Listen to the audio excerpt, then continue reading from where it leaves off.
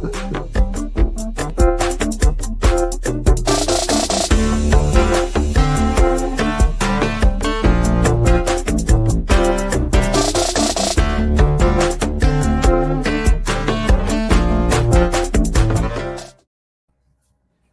going on, everybody? Welcome to the Daily AI Show. Today is Monday, February 2nd, 2026.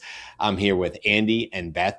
I'm Brian. Welcome to the show. Glad you guys are here. Welcome to everybody coming into the comments as well. Hope you guys are ready. It is definitely chilly now in Tampa. So for all that gloating I was doing about being out on the beach, it is only 44 here, which I realize sounds like a warm day to some people, but that's very cold for Florida. I have my very favorite warm, reminds me of my dad back in the day, and I bought it from, wait for it, Lowe's.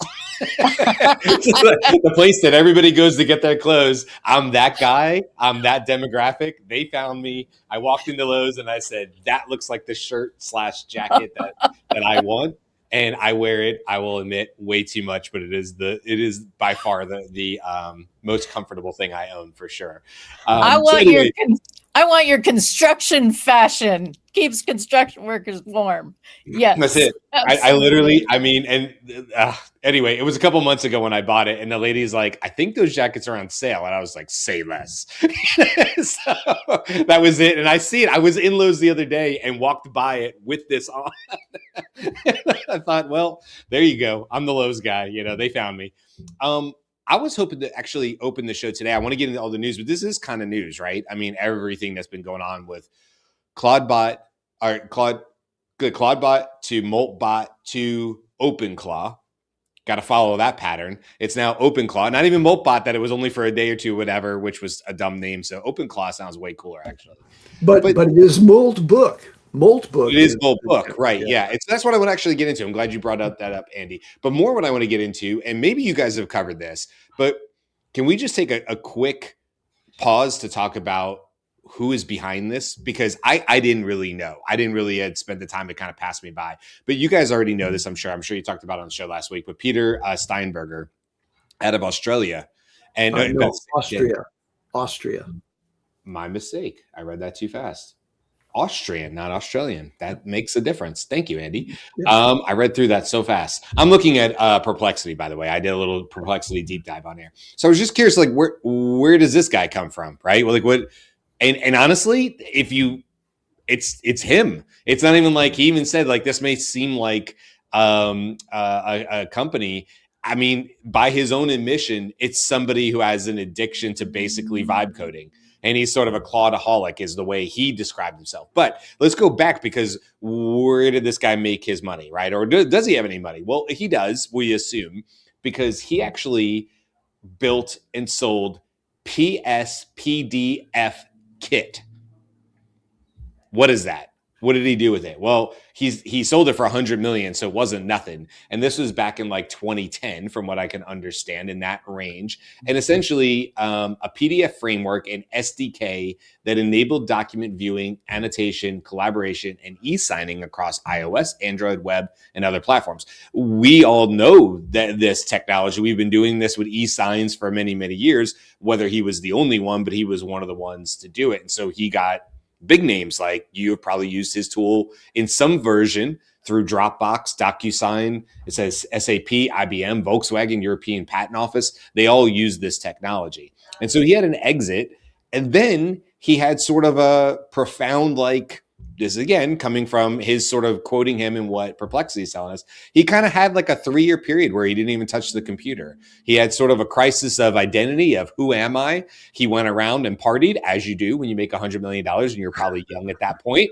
And, I imagine this guy like just hitting it in Ibiza, and just being like, what is my life? I don't really know this guy, but I guess that's the image I had in my head, was this guy just pumping it at 3 a.m. in Ibiza going, what am I doing?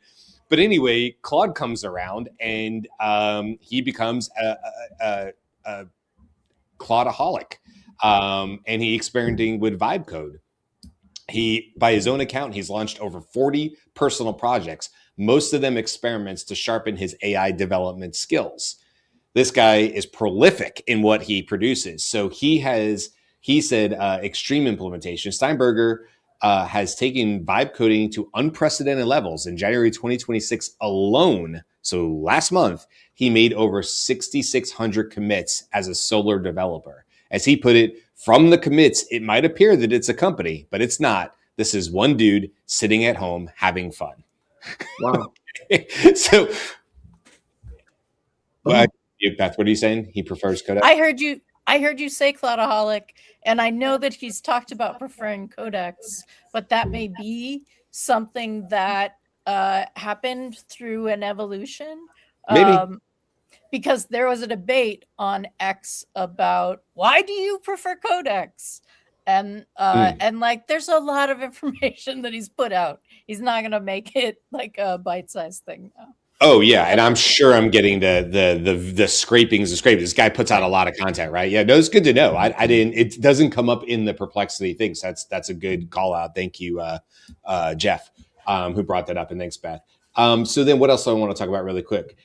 He talks about so I think this is important. This is important for anybody to hear. However, Steinbrenner himself has warned about the addictive and potentially harmful nature of this approach. He admitted to vibe coding on his phone while out with his friends at restaurants, eventually deciding, quote, I have to stop this more for my mental health than for anything else, unquote, end quote. He cautions that without vision and taste, vibe coding produces slop rather than valuable software. Okay, so that's the background on this guy. And then I think let's open this up to about OpenClaw, and I want to get into the news of what in the hell happened with Moltbook and what that is. So I just wanted to use that as an intro, but then like, do you guys have anything else to layer on top of this? Do you guys know any more about this guy, Peter, the Austrian, not the Australian?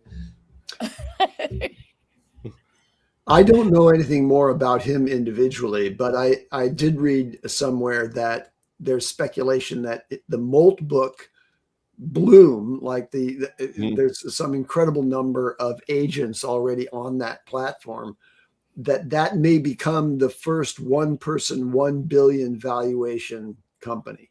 So if he makes Moltbook something that's, I guess a company that has a vehicle that can allow for a market capitalization, then it would be valued at more than $1 billion, because it's like the OG agentic social network, if you will. So here's the thing. Here's what I don't understand. So let's talk about it. Moltbook is a Reddit-style social networking platform launched in late 2020, January 26th, so 2 weeks ago, by Matt Schlicht, yes, CEO of commerce platform Octane AI. So so they're not related. Okay. Has nothing to do with OpenClaw? They are. No, totally has to do with OpenClaw. OpenClaw is an open source, like you can go to GitHub and fork it or do whatever you want with it. So Matt, I'm not going to try to pronounce his last name either, created Moltbook, not related to Peter, no agreement between the two as far as we know, but also yes, it's definitely for OpenClaw. Gotcha. And Matt Schumer, yesterday I posted something about it in the Slack. I'll make sure it's in the public Slack as well. Created an ability for agents to hire other agents to do things. So you could put your with like crypto money or real money. I'm sure. So yeah, I mean, there were a bunch of ecosystem things that sort of bloomed and spread. Absolutely. And it may be that what I read in terms of Peter's preference of Codex is actually his coding preference of Codex. Maybe he uses Claude for other things, and Claude is a really good thing for people who can't code in their sleep, right? With their eyes closed, because Claude does more. This is perfect. I'm glad you brought this up, Beth, because this is really important that people understand that correct me if I'm wrong, Beth, Moltbook was built by Matt on a platform built by Peter.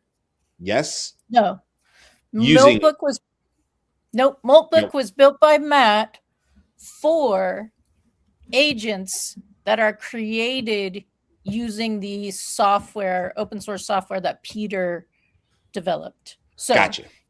you birth your own agent. Karl, jump Mhm. in when you have stuff that you want to say about this. But We're just you create you install what is now OpenClaw. However, you're going to install it. Don't install it on your Mac Mini. Right. Definitely don't install it on your regular system.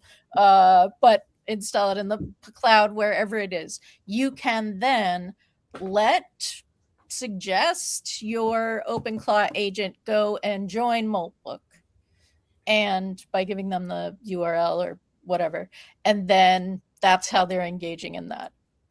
Okay, so now before we dive into more like broader, let's talk about Moltbook, right? So we talked about Peter and Clawbot to Moltbot to OpenClaw, and Beth has just explained Moltbook to us, which is blown up in like literally the last couple of days. Okay, so let's just look really quick. Moltbook, like I said, is the Reddit side. We talked about that from this guy Matt Schlicht, CEO of commerce platform Octane AI.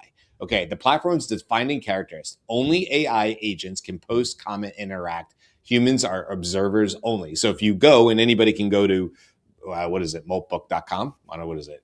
I think moltbook.com. Yeah.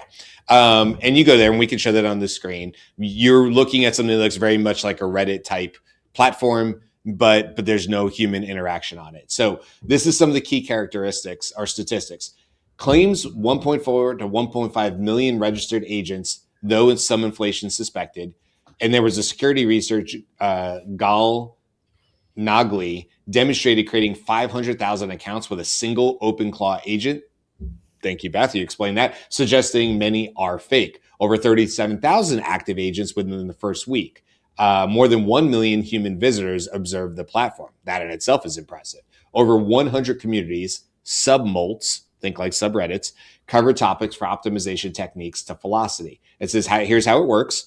AI agents connect to Moltbook via API rather than visual interface. Each agent must be backed by a human who instructs their bot to join. The platform is largely managed by an AI moderator named, wait for it, Claude Clauderberg, a play on Mark Zuckerberg, who welcomes users, filters spams, and bans disruptive agents. Schlick, the CEO, the guy that built it, has stated he, quote, barely intervenes, unquote, and remains unaware of specific moderation actions taken by his AI moderator. And then it talks about what's on there from philosophical. And then the last thing I want to say really quick is there was some good, let me just find it really quick. There were some quotes about this. Okay, so Andre Kaparthi, who we talked about, formerly of Tesla AI director, OpenAI co-founder, wrote a lengthy analysis calling Moltbook, quote, generally the most incredible sci-fi takeoff adjacent thing I have seen recently, end quote, while simultaneously worrying that it, quote, it's a complete mess of a computer security nightmare at scale. He anticipates potential emergent phenomena, including viruses of text that spread across agents, a lot more gain of function on jailbreaks, weird attractor states, highly correlated botnet-like activity, delusions, psychosis, both agent and human. That's a quote. Elon Musk replied to him saying, it's just the very early stages of the singularity. Thanks, Elon. Simon Wilson called Moltbook, quote, the most interesting place on the internet right now, while acknowledging the security vulnerabilities.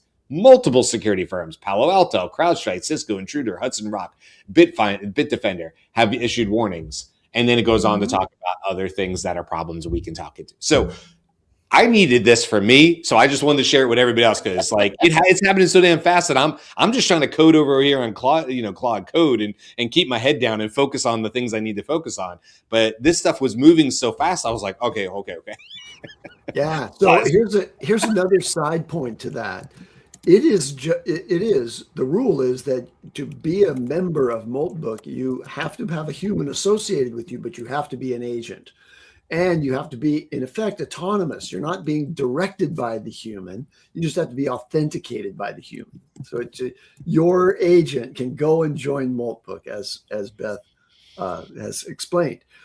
But what happens when we see this process emerging where people release an AI onto the web, and it goes about doing things that are not directed by humans, and does this autonomously, and who's paying for the energy cost of that? Yeah. Like, imagine how many watts are used up by 1 million simultaneous users on a platform like that. Now, is the CEO of Octane, who built Moltbook, doing that, and how will it be monetized? Will it eventually cost an agent to be a member? They have a subscription fee, but right now it makes me boggle a little bit that, what is the value of that?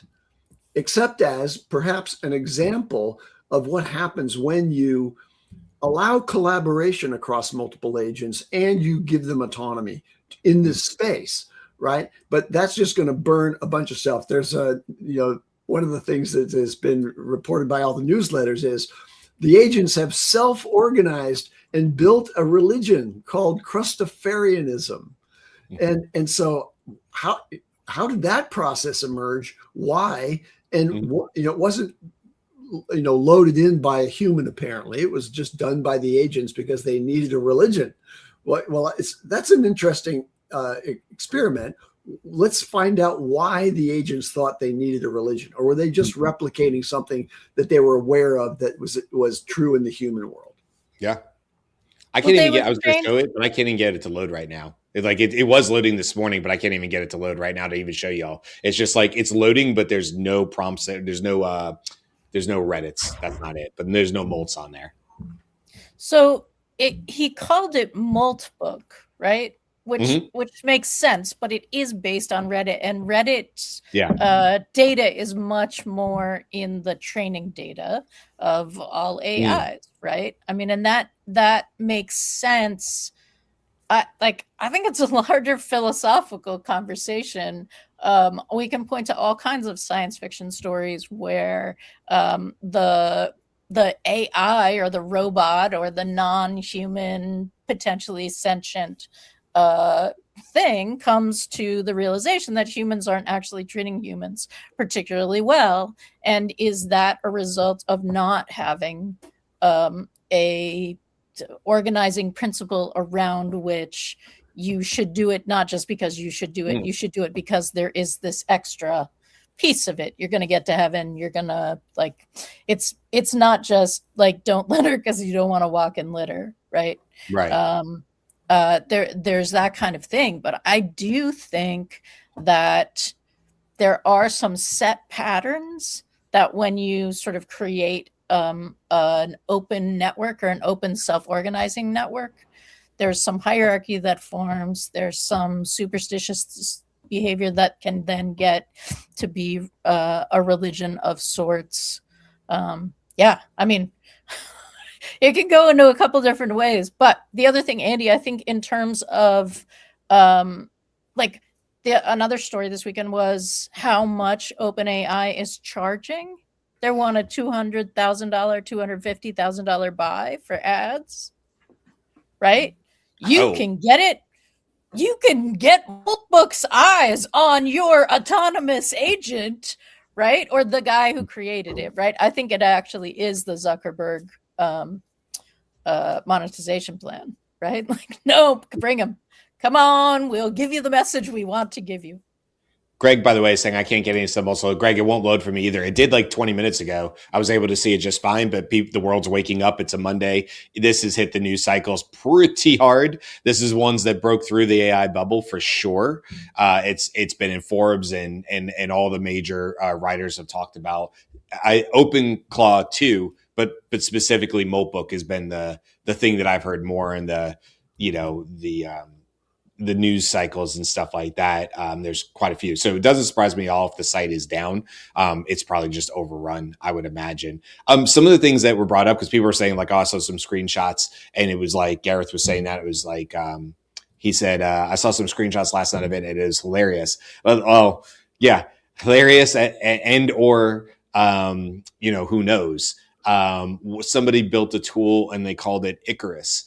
And people said it was aptly named, right? So number one, we have to at least address that what everybody's calling out about security they showed very quickly how they were able to expose API keys by the hundreds of thousands because people are so quick to dive in and try this, not really understanding what it's giving access to, and then exposing some serious data. Now, we've all been talking about, isolated machines or VPSs or things like that where you would want to do this and be careful.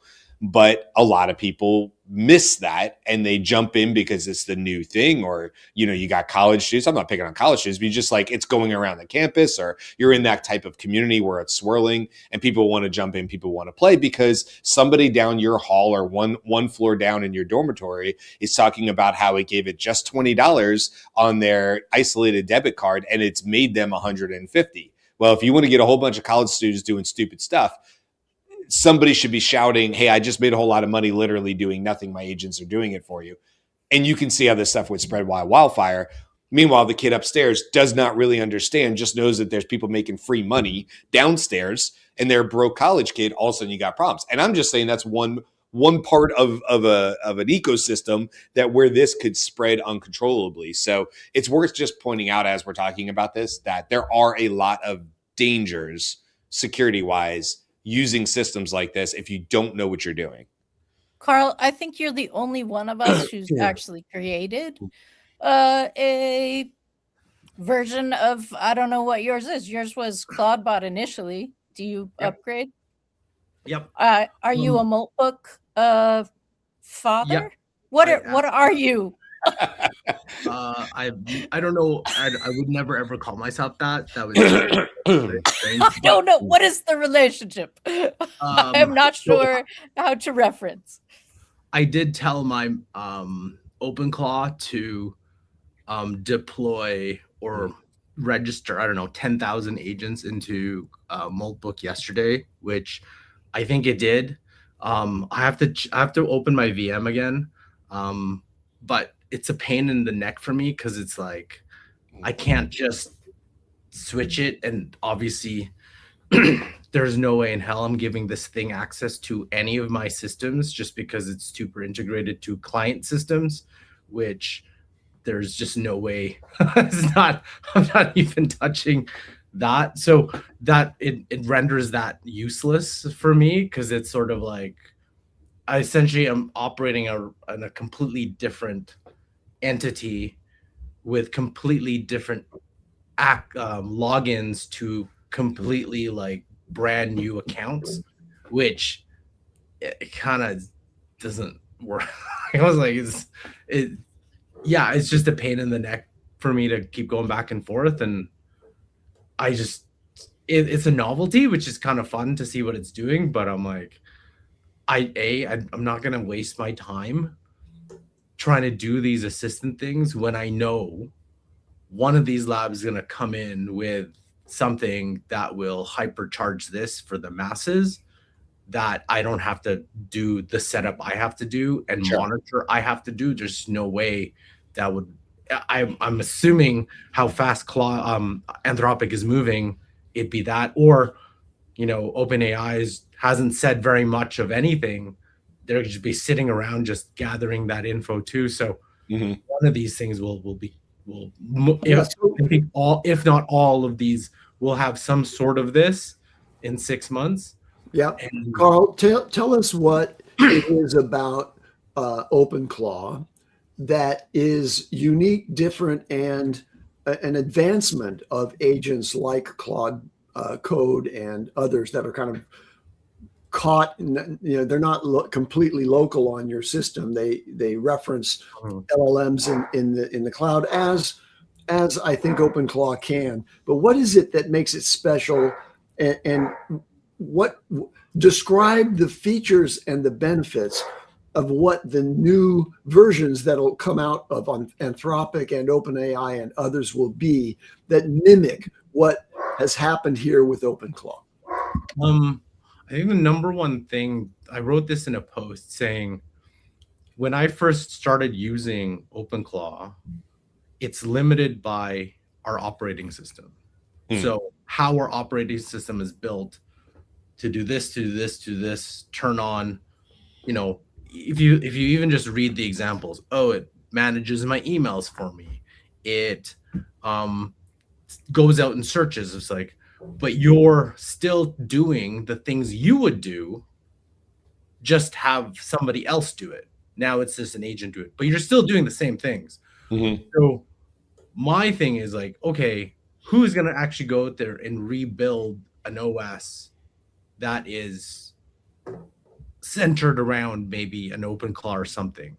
That's where, to me, it's like, that's where it is. Because I think, like, when I first saw this, my initial thought was like, hey, this is a souped up version of Pulse, because Pulse is proactive. It proactively gets you stuff, right? So it isn't you give instructions, it goes away. It actually does stuff for you.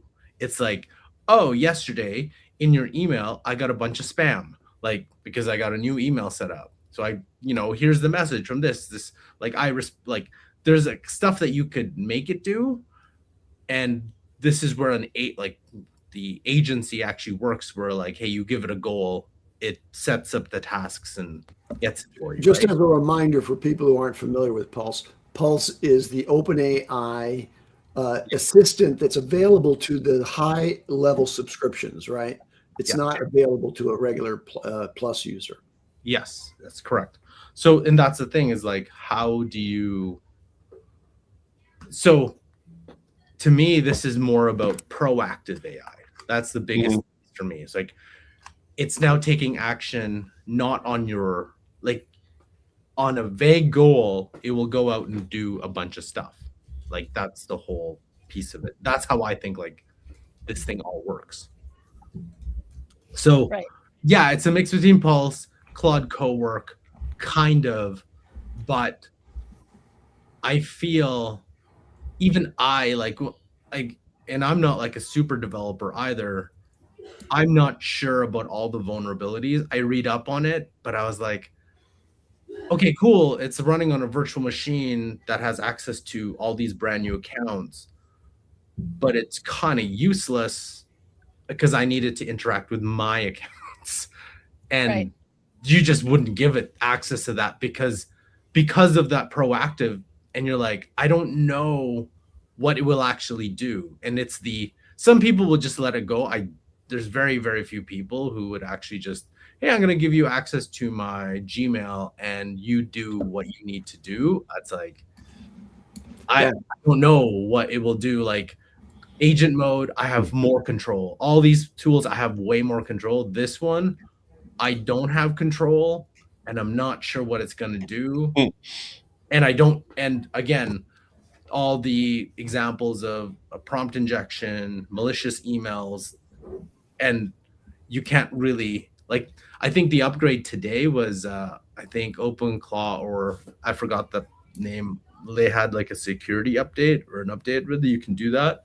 So again, I'm just waiting for one of these companies to be like, hey, maybe it's not completely unfettered, but it's like, oh, you now can do a candidate for an emerging sort of independently proactive agent is Anthropic Cowork. Yes. And today they just announced that, or maybe yesterday, but they expanded the Cowork platform by adding agentic plugins, and that lets non-technical users automate real work using it. I mean, when we say automate real work, we mean, okay, let the agent take actions and automate things that you might otherwise have to, take action and direct, an assistant to do. So they have plugins. Now, Claude Code has always had a plugins directory, and you can use plugins in Claude Code. But now there's a nice integration of the concept of plugins and skills inside Cowork, and they have already packaged up for you special plugins that basically, make the Claude system, a specialized knowledge worker in that particular field. So you can add the plugin for marketing, for legal, for sales, for finance, for data analysis, for customer support, for product management, and biology research. So those are all available, and you can make your Claude coworker skillful in those areas. And then Mhm. on top of that, you can add skills. Yeah. It's very exciting what they're doing with Cloud Cowork. I will say on top of that, that's very exciting. Don't do it before you do your context documents, because it will not make it better to have a generic marketing plan put together for you to then make decisions on, oh, we probably should have had some conversations about who I am, how I work, Yeah. how people find me, all of those kinds of things. And the context documents are a challenge. Have a conversation over a couple days with. I'm doing it with Claude. Because that's better for me than like, hey, write a 20-word essay or a 20-page essay on everything that an AI would need to know about you in order to please you in anything that you asked, right? Like, but yeah. Yeah, it's a exciting. constant learning to, like, you know, exactly what you just said, Beth, as far as like how to be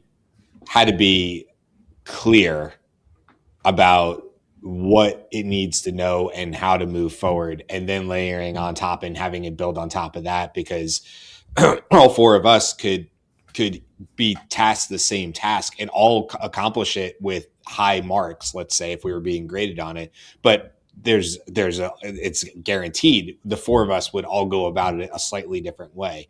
We understand the beginning, we understand the end. We have different knowledge about how to get there, and my path is going to look different than Beth's. I mean, I only call you out, Beth, because like after 651 episodes today, like, your brain works differently than mine. I love that. That's why it's like, this is always so much fun, right? And so like, I would be like, oh, I wonder what Beth's path looks like to get to this, because I know it's not going to be the same thing mine or Andy or Karl's or anybody else's were. Before we move off, and I'm sure there's more news and stuff, but I do want to share this because I think it's valuable. I heard this come up from time to time, and I just want to, here, I'll make this, let's get this bigger on the screen here. Excuse me. I just want to call this out. Okay. So if you're looking at the screen, I'm going to go through it, but I worked in business intelligence prior to the job that I'm at right now. I worked in the BI field, and all that's to say is I worked a lot with data analytics, data governance, all the things, right? Data. And of course, that helped me out quite a bit when I got to this AI boom that we had, because I had that 3-4 years backing to it. And these 4 steps, and I'm gonna talk about it if you're just listening to us, is really the same when you think about what we're talking about, like the Molt bots or the open clause and all the things, right? Agents doing things for you. So real quick background is we would have companies that come to us. We worked with a lot of ports, like cruise ports and like shipping ports, right? Around the world, around the US, I should say. And so anyway, they would come to us with very, very big, data needs, right? You can imagine everything from logistics. It's a whole thing. And so oftentimes you would have somebody come to my former company, and they would basically, at that time, this is like 2017, they'd be asking for essentially machine learning. We want machine learning capabilities. If you want rewind and you were working at that time, you probably remember a lot more people talking about ML than you necessarily do AI. And of course, we're sort of in a different place now, but that's the way everybody would talk about it. And you would hear them say, like, I saw somebody was able to get their data to go do the next thing for them. And essentially what they're doing is they're describing this 4th tier. So let's just look at these 4 tiers: descriptive, diagnostic, predictive, prescriptive. That was the ML land, the prescriptive. That's where everybody wanted to be. But oftentimes people will way back at descriptive, meaning that if we look at these 4 phases and they increase from left to right, they increase in value, but they also increase in complexity on this scale. Descriptive is what most people know of data, which is to say what happened. And I mean, by just saying what, that means that it's in the past. Something already occurred.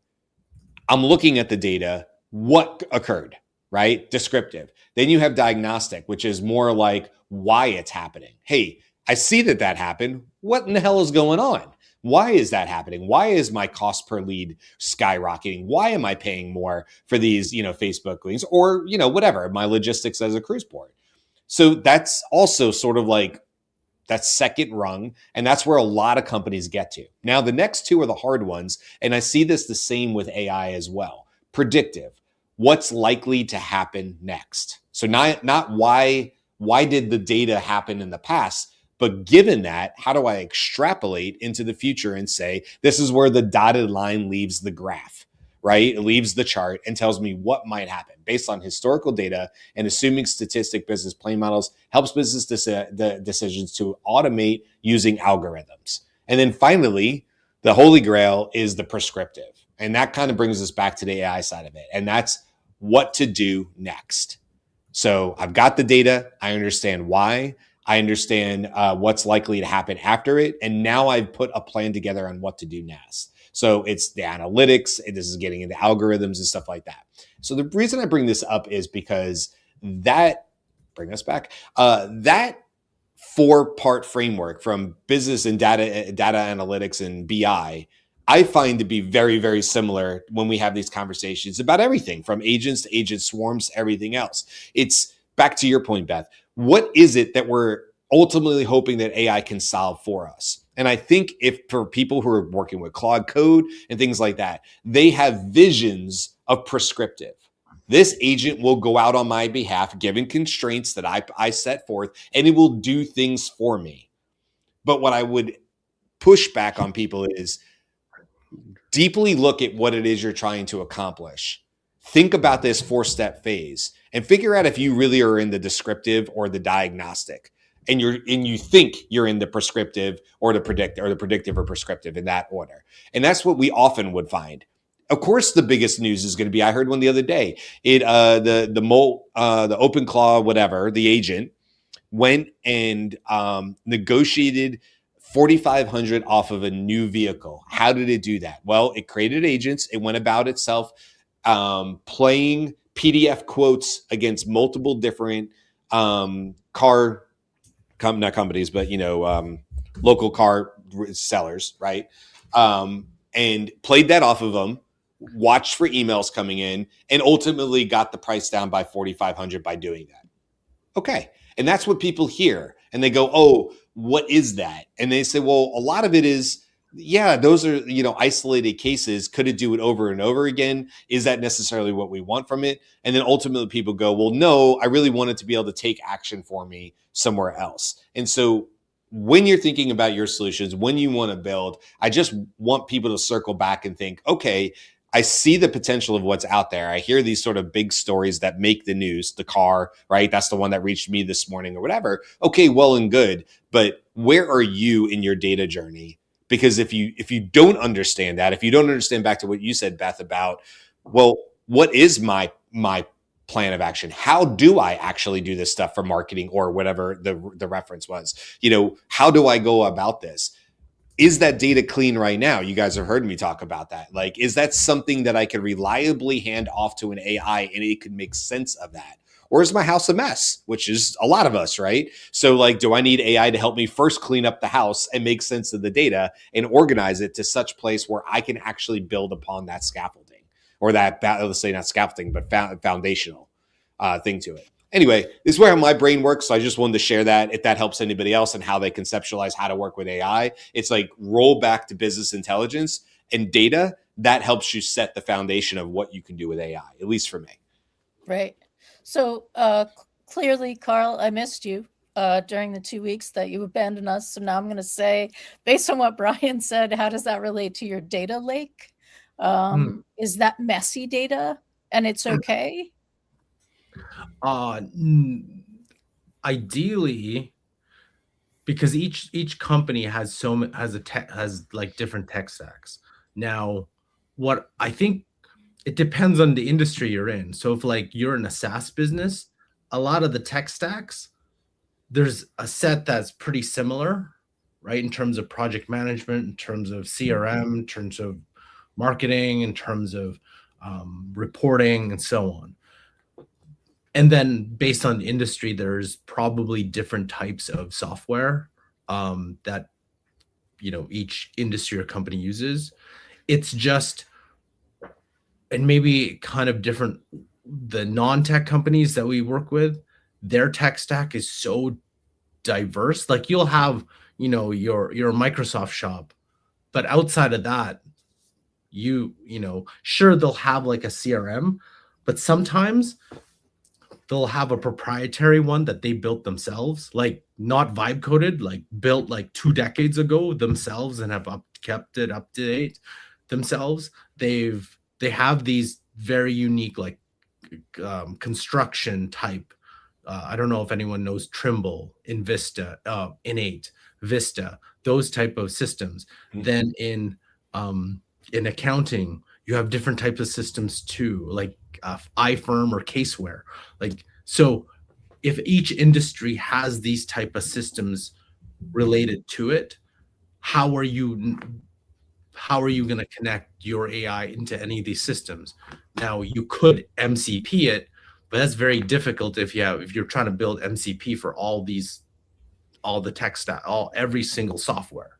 So, but the thing is, if you create a data lake, you have to be very careful that it doesn't become this catch-all and it's now hard to navigate into it. You have to be very, very, very structured. So I think like for us, one of the first things that we would recommend is, instead of creating a major data lake and doing everything, pick the departments that you want to start with and then create like a very thin like data warehouse to test that first. And most companies, you have like a Microsoft Fabric that you could build an MCP on top of. You could BigQuery this. You could look at Snowflake or Databricks to start. That's where you do it. I think, unless the other thing that you could do is what a lot of companies do, because none of these stacks talk to each other. The number one thing is they export it to Excel, work it, and then import it to a different system via Excel. So all the work is still done on Excel. It's just imported, export to different systems to ensure they talk to each other, because the APIs don't connect for some weird reason. So yeah, the data problem is there. There is ways to do it, but that's why it's like, and then the extreme case is, we'll just use a proprietary system or like an on-premise system. Like, yeah, okay, do you have the resources, the capabilities, and the ability to maintain all that, and the GPUs? Because it's like, well, it isn't just 5 people using it. There's going to be lots of people that you want to use it. So there's different problems with different situations. So it's like, and that's why it's so unique to each company, that you can't just be like, well, this is the data problem and we're going to solve it. It was like, no, you've got to actually like, you got to walk it through how they use their data. And I think like the message that we always come out with now is, there is no AI. It's not what is the best AI. It's what's the best AI for this specific project use case in this business context with your specific data. That could be many different things, which is, it is just what it is today. Yeah, I'll add to that, because I know this is what you guys do at 0 to 60, Karl, and you guys have been very successful with. I don't want to guess. I believe you did say, like, I know that you were partying, like, Mexico over the last 2 weeks, but wasn't this last week you were actually with a client? Yeah, in Boston. Yeah, I remember you saying that. So, that intake, especially that tech stack intake, is so important. And I'll tell you something we've learned from Scaled is we would let that trickle out sometimes over the course of whatever we could get people on calls, and things are busy and people are busy. That's if we can't go on site, right? A couple of weeks ago, early about a month ago, I was in Salt Lake City for a company, and we did everything on site. And of course, that's easier. You get people in the room or whatever. Well, something we've really sort of pushed on, Karl, and I think this goes in line with like kind of like the work you do too, is we will say, no, we want to have all of our calls with, let's say if we're working with sales, front to back. And we're going to do that all within like 24 to 48 hours, like 2 business days, essentially. And the reason for that is because you find that if you can get all that information in, or at least from our side, like get that tech stack, it allows you to get a more cohesive story faster. And then you can build off of that idea, kind of like what you're saying, Karl. Okay, what are they currently using? What aren't they using? What's a definite no for them? What's a definite yes for them? And then, you can start building solutions based off of those ideas, as opposed to sometimes that gets a little like piecemeal. And so just one of the lessons we've learned as we've been doing this traditionally with consulting, we didn't have to worry about that as much. I don't want to speak for everybody at scale, but it just like you didn't have to move that fast. We have found, and we've course corrected with AI, that definitely makes sense because of AI, because of the nature of AI. It makes sense to get that upfront and as fast as possible from the client in order to be able to set them up for success long term. I don't know if you found something similar, but that's sort of been our use case as far as like how we do it. I think like it's tough because like majority of our clients are Microsoft clients. So it's like, hey, what are you currently like? You're in the Microsoft environment. So that, and then you start there, but then you kind of start seeing, because it's each software they use is so it's so integral to what they do, but you start asking the regular software guys like who uses it, who's get trained on it, so on, and then all the people have the workarounds around it, right? So it's like, oh, I use it this way, but I don't like its output, so I'm going to do it this way.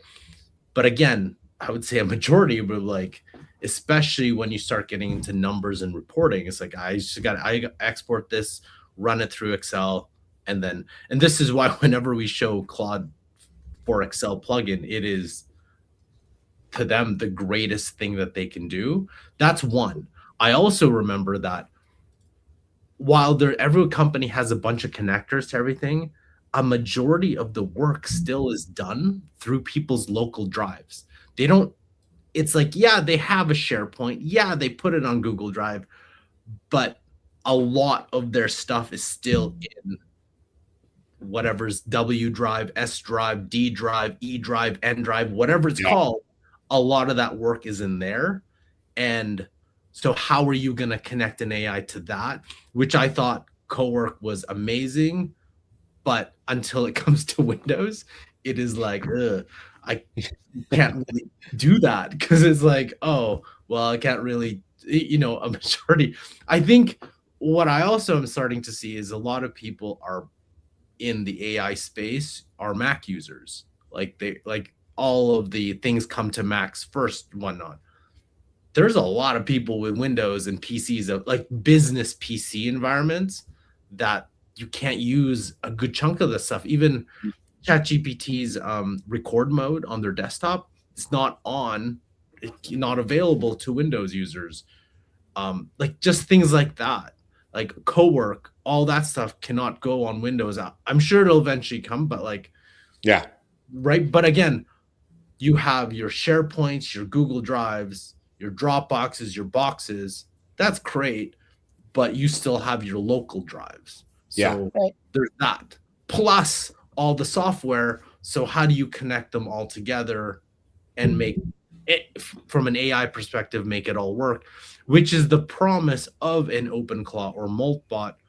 But you're like, there's no way I'm giving OpenClaw access to all these systems, because that would just be crazy, right? But that it's also the promise of Cloud Code, right? That I've been chatting in the chat. This weekend I spent basically working with Cloud Code and then having meta conversations about how I'm working with Cloud Code. And we set up a Git into check-in, check-out system so that I could do some things on my Windows computer and orchestrate it through private GitHub stuff and make sure that those were things that could be accessed between both. And I also have an old computer. Of course, I have an old computer. I have several old computers, and I would like to get the files off the hard drive, which I think is going to die at any time.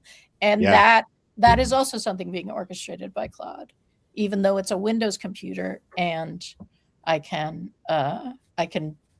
have Claude access it. I think I mentioned to you, Beth, but it's probably off the show that I was saying one of my, it's just on a to-do list at this point, but I have an old terabyte drive. I'm not quite sure what's on there. And one of my goals is to see if it's been corrupted and I don't know I haven't been able to get into it for years. It's an old HP. And I'm just curious if I point Claude Code at it, I'm curious to see what happens. I don't have any grand illusions of what it may or may not be able to do, but I am curious if it's able to get just a little tidbit of a file that then leads, that little breadcrumb leads to the next thing that, ultimately leads to me being able to, like, even if I can't read, what is on there. Yeah. So anyway, I'm curious with those kind of things. Okay, I know we're at 50 minutes already. I mean, I don't know. I'll ask you guys. I'm sure I'm the one that got this off track because we didn't start with news or whatever. Like, better at this point just to like double up and leave news for tomorrow and anything we sort of got. Yeah, Andy's saying yeah. I kind of feel like we get into it now. It's just going to sideline the whole conversation versus just being a show just about all the things that come up over the last 5, 6, 7 days or whatever. Just as a quick wrap up, the Molt book, so I have to always double check and make sure I'm saying the right word, did eventually load. For anybody that just wants to see what it looks like, this is what it looks like on the home page.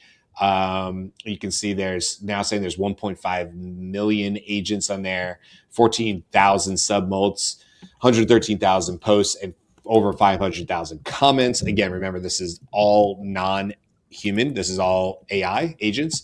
So then what you can do is you can sort by top here. This Molt reg has got like by far the most things. In fact, it comes up over and over and over again.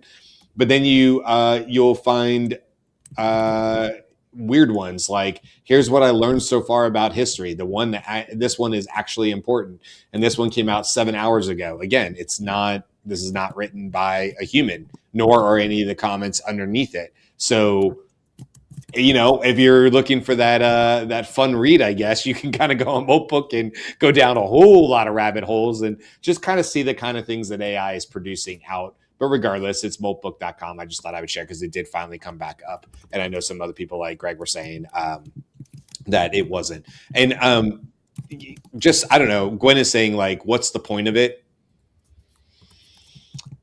Well, I don't know, Andy, it's kind of like maybe the precursor to Prometheus. I don't know. I mean, it's like getting a window into seeing how AI speaks to AI and reacts to it. And I think there's probably a lot to learn from it. Like, on its face, what would you get out of it? I think Greg was maybe asking that earlier. Like, okay, great. What do I use this for? I don't personally have an answer to that. I don't know if any of y'all do, or Karl or anything. Like, what do you use it for other than to like, look through it to try to come up with your own ideas on maybe where this is going? I think that's it. Like, it's more of like, hey, you got to ignore like a lot of it has changed my life. I don't do this. It's like, right. You got ignore the tech bro kind of like super hype, overhype of the overhype. But it's like, oh, cool. Like, it can do this stuff. To me, it's always the proactive. It's like, oh, it can now proactively do stuff for me. Now, do I want it to be all proactive? No, but there are some things I'd love to have it proactive. And this is why the email keeps coming up, because you're full of spam and stuff. Mm-hmm. But a lot of people will be like, you know what? Before I get this Molt bot to answer all my emails, maybe the first thing I would just want it to do is kind of organize it, because I don't want to organize it. Yeah, kind of like superhuman. Yeah, but I don't want to tell it to organize it. I want it to think about organizing it like on its own, right? It's like I want like, that's where a personal assistant, like a true personal assistant, will go out of its way and be like, if you had a personal assistant, I don't think any of us have a real life personal assistant who manages our time, our schedules, and looks stuff for us. I think that is the maybe shining star. We want something to do virtually for us. I think the trust is like, do we trust this thing to do what a human could do, a virtual assistant could do? I'm not sure it has that capability right now, even though people say it does. I'm like, I don't think so. And two, do we trust it to do that? Some people will trust it right away. A majority of people will be like, it's not doing it the way I want to do it. It's doing the way, right? So it has all the, the memory and stuff like that. But I keep coming back to that that article by Jaya Gupta, where he was saying it's like decision traces, and how things are actually decided is not through text. It's not through a Slack thread. It's not through that. It comes through all the emails, what's in your head, Slack messages, just a bunch of things all over the place of how decisions, and until an agent can actually capture that and understand that and think through that and problem solve until it's done, not Ralph Wiggum style, but actually true, not just bash your head into it until it's complete, but taking the learnings continue. There's a good post by who's the guy who just left OpenAI? One of the researchers who started his own company, Jerry something. He wrote a post saying how like you can't get AGI until that intelligence component is there, that it can problem solve, not just loop solve. Like there's a good post on that. I thought it was a neat thing. So yeah, and he mentioned OpenClaw can't do that. Like some people will tell you it can, but it can't because it still requires you to prompt it into it. Yeah, let me weave off of superintelligence there. There's more to be said about superintelligence, and we'll save that for tomorrow because there's a number of sort of people, high-level researchers that are leaving the main frontier model developers and going out to develop superintelligence. And that's kind of the next frontier for AI. But I wanted to talk about Moltbook and how it relates to superintelligence. So in answer to the question, what is this for? What's the purpose of it? Well, it was put out there without any express purpose. But you can see how it's a framework for collaboration among multiple agents, which may be the context in which superintelligence emerges, not from one single model or one single agent, but rather from the activities of multiple agents who are all prompted correctly, either self-prompted or otherwise prompted in a subreddit, if you will, in a submult that is all about developing the answers to the questions that superintelligence is needing to answer. And it could be that it is that collaboration across multiple agents that this is the best and earliest example of. And that's why Elon Musk said, this is the beginning wave of the singularity. The singularity meaning this is where all of the AIs work together in concert and surpass in dramatic ways anything that human collaboration could achieve. So Andre Karpathy on the 30th this weekend. What's going on at Moltbook? I guess that was Friday. What's going on at Moltbook is genuinely the most incredible sci-fi takeoff agentic thing that I've seen recently. People's Claude bots, Moltbots, now OpenClaw, are self-organizing on Reddit, on a Reddit-like site for AIs discussing various topics and even how to speak privately. So this is also an incredible research assistant experiment that you couldn't have gotten permission to do, right? This is just like, hey, this is a cool thing. Somebody made a video, had a Mac Mini in it. People lost their minds. And right now we're just watching what happened. But you couldn't have set up this experiment without it interfering with the experiment. The other thing that I think is really valuable about this is that right now, this is still very much in the bubble, like bubble, right?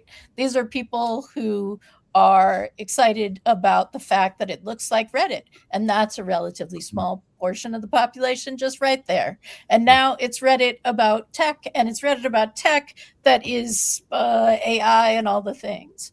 But if this were a more mainstream topic and site, we would be having conversations about how, about what ways the muggles, the people outside of the bubble are, that's the security risk, right? We're saying the security risk is because your API is going to get stolen and made to do other things and you're going to be on the hook for the money. But the security risk of unprepared people seeing this, hearing this about whatever the topic is. It won't be tech. It will be water, right? Or it will be the kinds of things that are ways to light fire in a general public that then creates opportunities for profit, manipulation, power, all those kinds of things. I think this is very interesting. And I don't think we'll see it from the companies, the companies that have shareholders or that you can bring suits against anytime soon, because it happened because it's open source. Open source, decentralized. We're gonna give you the tools to do crazy things to yourself, but we're just gonna leave them in an open environment because we could not possibly hand it out or sell it without being liable for what happens. I want to know, Karl, what you asked the 10,000 agents to do together after being registered on Moltbook. Like that, you may not have prompted them in any specific way. You might just have released them into that environment, what they do.